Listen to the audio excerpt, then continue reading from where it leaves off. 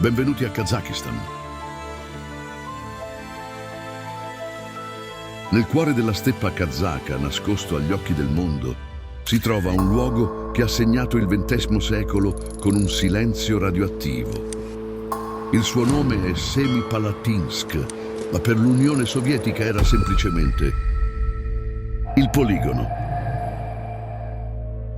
Un sito segreto grande quanto una regione, dove tra il 1949 e il 1989 vennero effettuati ben 456 test nucleari.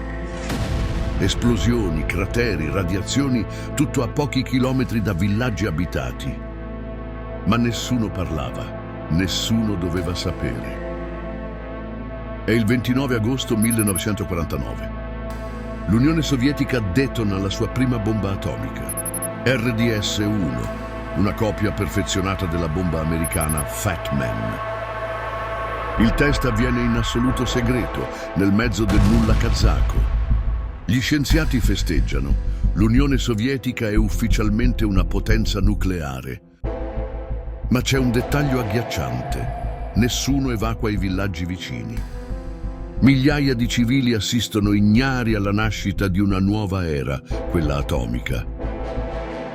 Per oltre un decennio, Semipalatinsk diventa un palcoscenico per l'Apocalisse. Tra il 1950 e il 1962 l'aria viene squarciata da 116 test nucleari atmosferici. I funghi atomici si alzano fino a 10 chilometri nel cielo.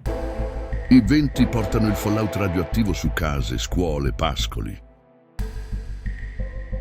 Gli abitanti, molti dei quali nomadi kazaki, continuano la vita di sempre, respirando e bevendo radiazioni.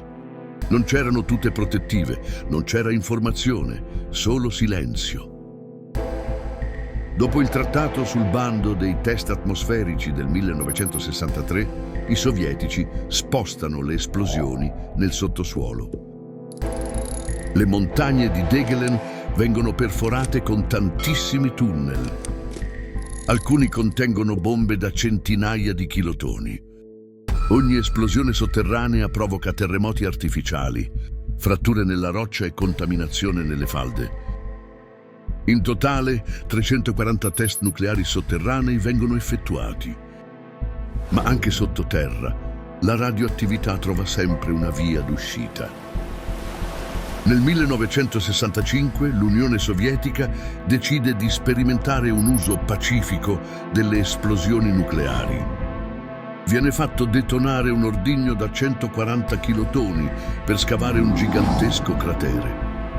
Il risultato è un lago artificiale, oggi chiamato Chagan, o lago atomico.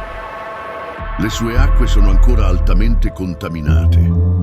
Nessuno dovrebbe entrarci, ma i pescatori locali a volte lo fanno. È una delle ferite più visibili lasciate dal poligono nucleare. Si stima che oltre 1,5 milioni di persone siano state esposte a radiazioni durante i 40 anni di attività. I dati ufficiali rivelano un'incidenza altissima di tumori, leucemie infantili e malformazioni alla nascita. In alcune zone il rischio oncologico è 4 volte superiore alla media nazionale. Per decenni gli effetti sono stati nascosti. La popolazione ha pagato un prezzo altissimo per una guerra che non ha mai combattuto. Alla fine degli anni '80 la verità inizia a filtrare. Nasce il movimento Nevada Semipalatinsk, ispirato alle proteste antinucleari americane. Migliaia di kazaki si uniscono per chiedere la fine dei test. Nel 1991, con la caduta dell'Unione Sovietica, il presidente Nazarbayev ordina la chiusura definitiva del poligono, il 29 agosto. Lo stesso giorno del primo test, 42 anni prima. Oggi il sito di Semipalatinsk è sorvegliato, ma alcune zone sono accessibili. Ci sono musei, bunker dismessi e cartelli in russo che avvertono pericolo radioattivo, non entrare. Gli scienziati monitorano costantemente i livelli di radiazione. Ma le cicatrici sono profonde, non solo nella terra, anche nella memoria di chi è sopravvissuto. Semipalatinsk è il volto nascosto dell'atomo sovietico. Una bomba ogni mese per 40 anni.